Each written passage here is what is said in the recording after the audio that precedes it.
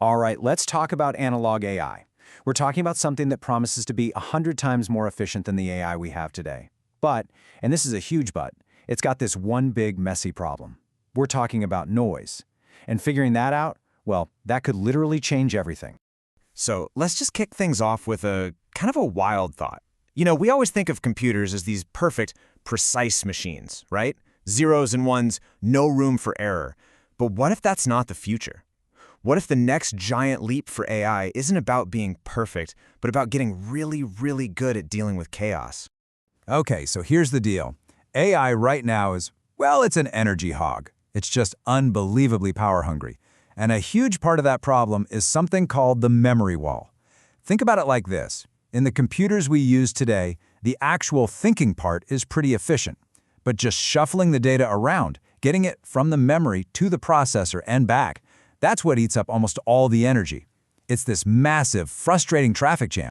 And this is where our hero, analog AI, enters the picture. It has this incredible promise, a way to completely bypass that energy traffic jam. How? By doing the computing right there inside the memory. And the payoff? We're talking about a potential 100-fold improvement in energy efficiency. I mean, let's be clear, that's not a small step. That is a full-blown revolution. So how on earth does it pull this off? Well, that's what we're calling the analog computing dream. It's this beautiful idea where you stop building complicated circuits and you just let physics do the work for you. Seriously, physics becomes the computer. And the beauty of this is just how simple it is. I mean, AMIC basically hijacks two laws of physics you probably remember from high school.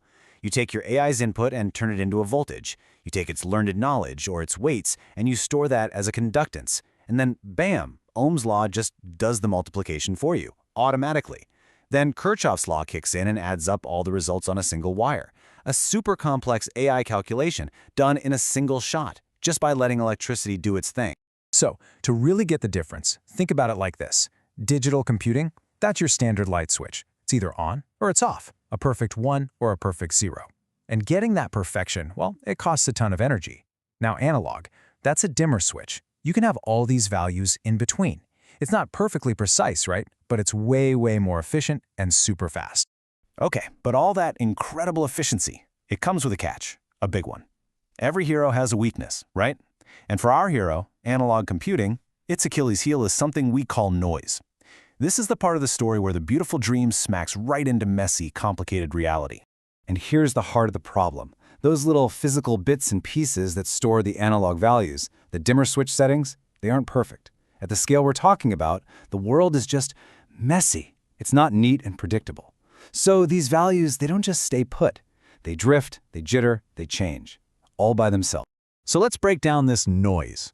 First up, you've got stochasticity, which is just a fancy word for randomness. I love the analogy of trying to pour the exact same amount of sand into a cup twice. You just can't do it perfectly, right? There will always be tiny, random differences. Well, that's what happens at the atomic level when you try to program a memory cell. It's a game of chance. You aim for a value, but you never get exactly that same value every single time. All right, next up, we've got temporal drift. And you can think of this as the forgetting problem. It's like the AI is slowly losing its memory. See, the physical materials themselves, they just want to relax. They're always trying to settle back into a lower energy state. So there's this constant, built-in force that's trying to erase what the AI has learned, making its knowledge just slowly fade away. And the last one, and this one is a doozy, is asymmetry. This makes it so hard for the AI to actually learn. Just imagine you're trying to adjust the volume on a stereo. You've got this super precise little knob to turn it up, but to turn it down, all you have is a sledgehammer. That's literally what it's like for some of these devices. They can increase the value gradually, but decreasing it is this violent all-or-nothing event. I mean, how are you supposed to learn and make tiny adjustments with tools like that? And look, this isn't just theory. This is real-world physics. If you look at different kinds of memory tech, like FEFETs versus good old flash memory, you can see they each have their own personal nightmare to deal with. For one, the big problem is that forgetting force we talked about. For the other, it's literally electrical charges just wandering off where they shouldn't be.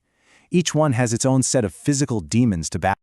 Okay, so things sound pretty bad, right? But this is where the story gets really, really interesting. Because faced with all this physical chaos, engineers are not giving up. They are coming up with some absolutely brilliant ways to fight back and tame this beast. The first line of attack, go right to the root of the problem, the materials themselves.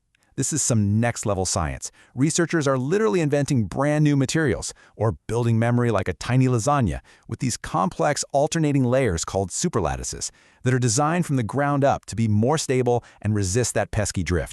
Then you have what I think is just a genius move, tricking the physics with clever circuits.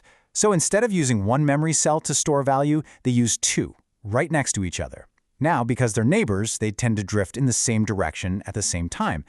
But here's the trick. The circuit is built to ignore the actual values and only read the difference between the two.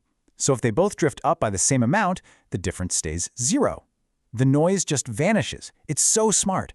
And it even solves that sledgehammer problem, because now you can make fine adjustments by nudging either cell up or down. But honestly, this next one might be the coolest solution of all, and it's all in the software. It's a technique called hardware-aware training. And what you do is, you basically tell the AI about its own flawed body before it's even born. While it's still learning, you feed it a simulation of all the noise, all the drift, all the randomness it's going to experience in the real world. So what does it do? It learns a strategy that already takes those flaws into account. It learns to thrive in the chaos instead of fighting. So, you take all these incredible solutions, new materials, clever circuits, smart software, and the whole industry is starting to shift its mindset. It's moving away from this desperate battle to eliminate noise and toward a much more mature strategy of simply managing it. But to do that, everybody needs to get on the same page. Look, for this amazing technology to actually make it out of the lab and into, your phone or your car, the whole industry has to agree on the rules of the game. They need a common language. They need to agree on what good enough actually means, because we all know perfect just isn't going to happen. And that's leading to this whole new rulebook for dealing with noise. So instead of demanding one perfect number for a setting, groups like JEDEC and IEEE are defining them with statistics. They'll say, okay, the target is this value, plus or minus an acceptable amount of wiggle room.